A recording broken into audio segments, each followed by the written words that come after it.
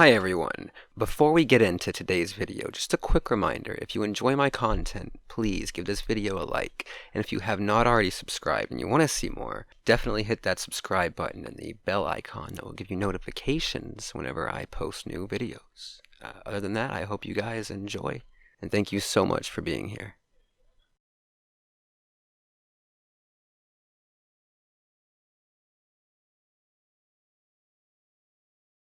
Bunny Rabbit lived happily alone in a deep hole in the woods that was made by a meteor that hit the world a long time ago. For centuries, he was undisturbed. He was so elusive, he didn't figure into myth or fairy tale. But one day, a developer bought the wild land on which Bunny Rabbit lived and began sending surveyors and workmen into the woods. Bunny Rabbit disliked this.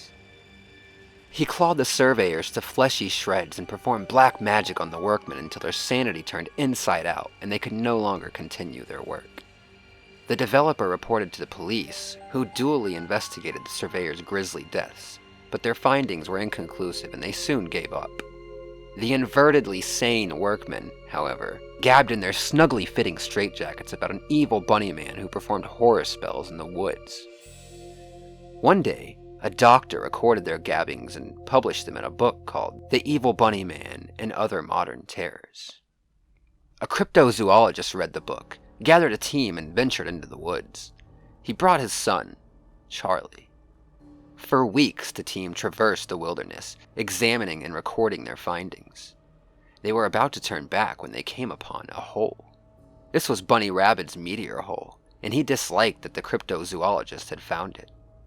Bunny Rabbit waited until dark, then cast a stream of fire out of the meteor hole and emerged in its unsteady, burning light, holding tightly his bone staff, which curled at the end like a monstrous hook, and spoke the words of insanity into the terrified faces of the cryptozoologist and his team. They were ill-prepared to hear the swirling speech of whispers as Bunny Rabbit's gaunt and liquid face scrambled and spun so that his crooked eyes began orbiting his ossified nose, and his ancient maw snarled into a string of fangs which encircled his head like a crown of yellowed thorns. They all went mad, except Charlie, who smiled. It was a hideous smile, full of tenderness and warmth, and it made Bunny Rabbit shiver. In the nighttime woods behind, the mad ones ran headlong into trees and screamed and murdered one another with their cryptozoology equipment in their bare hands. But Charlie stepped toward Bunny Rabbit, and horror of unmentionable horrors hugged him. Charlie was mute, but Bunny Rabbit heard the boy's thoughts. In fact, he couldn't silence them, and he could not invert the little human's sanity. "You killed my father," Charlie was thinking. "So from today you are my father, and I am your little bunny son. You will teach me the black magic and other bunny ways, and together we shall live in the meteor hole in the woods." "No!" Bunny Rabbit thundered. "Never! Such unnature cannot be." Yes, it was. Charlie was impervious to all Bunny Rabbit's spells and violence, and he followed Bunny Rabbit through the woods, thinking his thoughts aloud, day after dreadful day, until Bunny Rabbit grudgingly agreed. And that is how Bunny Rabbit finally became a father, for which we shall all pay dearly.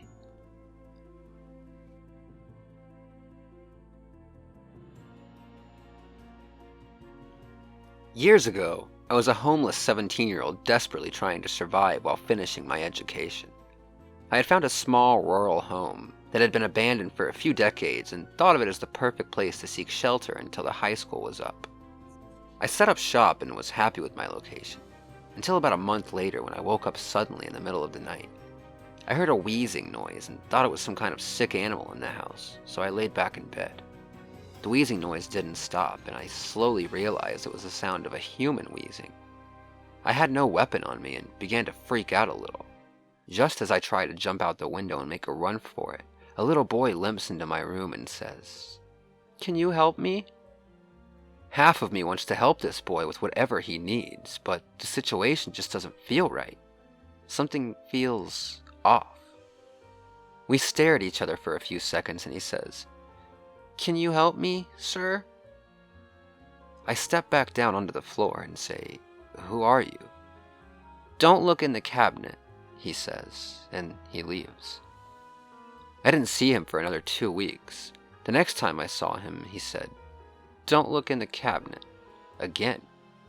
His appearance kept getting more and more frequent until I saw him every night.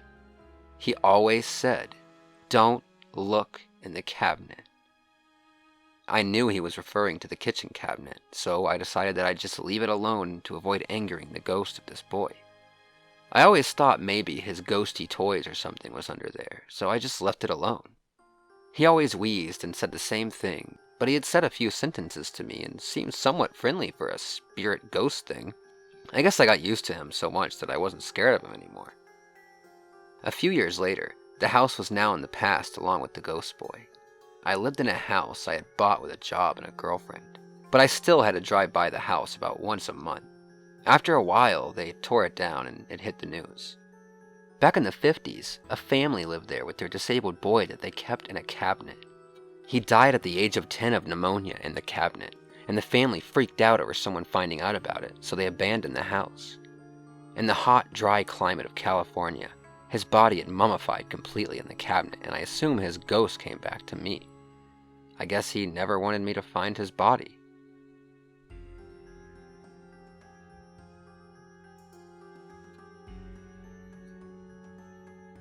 Hey, while I have you guys here, just in the unlikely event that any of you guys ever happen to pop up at my house, here are the house rules that I have to follow, and so would you in the event that ever happened. Number 1, no shoes upstairs. Number 2, no yelling in the house. Number 3, no stealing. Number 4, no staying up past 12. Number 5, all screens and electronics go off at 8. Number 6, you must stay in your bed once you get in.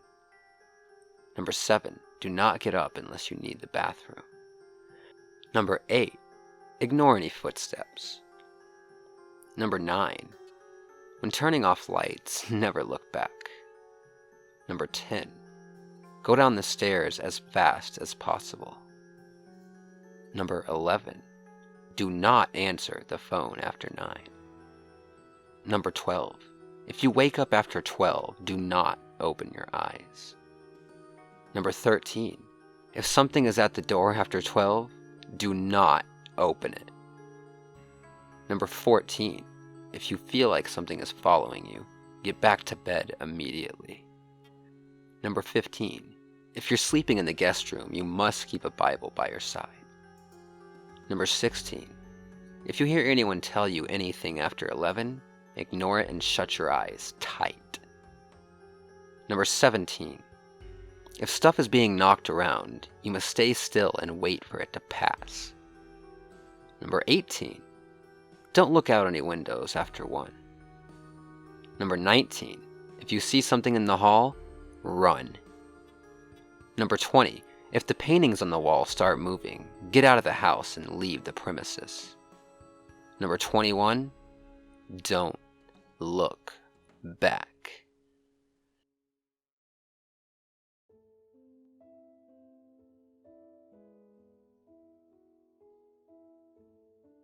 I've got this pain in my neck that just won't fucking quit.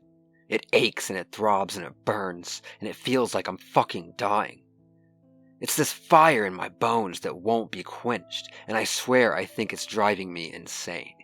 It's making me think things I never thought I'd think. It makes me want to peel my flesh back and shove my fingers into the meat below, digging and squelching and seeking a way to pluck this pain from my soul. I've got this pain in my neck that just won't fucking quit. When I move, the pain creaks and groans and crunches like the bones are slowly shredding themselves, and my muscles are bleeding as the pieces tear into them while they desperately try to keep my head attached to the rest of me. It feels like something died in there. I've got this pain in my neck that just won't fucking quit. I'm starting to wonder if maybe something is out to get me. Maybe there's a dark hand reaching inside me and squeezing. Gently at first, before turning the grip into a vice, like a jilted lover turning caresses into asphyxiation. like pain distilled to a liquid and injected via hypodermic straight into my brain. I've got this pain in my neck that just won't fucking quit. It's starting to spread to my brain. It throbs and it bangs and it sloshes around until my thoughts begin to fade. I can't think when all I feel is pain. I've got this pain in my soul that just won't fucking quit. It's making me think about killing myself. I've got this pain in my soul that just won't fucking quit. And maybe there's some dark spirit crushing my spine and trying to smother my joy in agony. But you know what would be even scarier? If there wasn't. Alright guys, I hope you enjoyed those stories. Definitely if you like the stories, check out the authors of the stories. I'll put the links in the description if they are available. Check them out. They, most of them do have other stories, several other stories that you could read, and really good stuff. So definitely check them out. And thank you so much for being here. Again, if you enjoy my content, and you have not subscribed, feel free to subscribe if you do want to see more. So yeah, thank you again, and I will see you guys next time.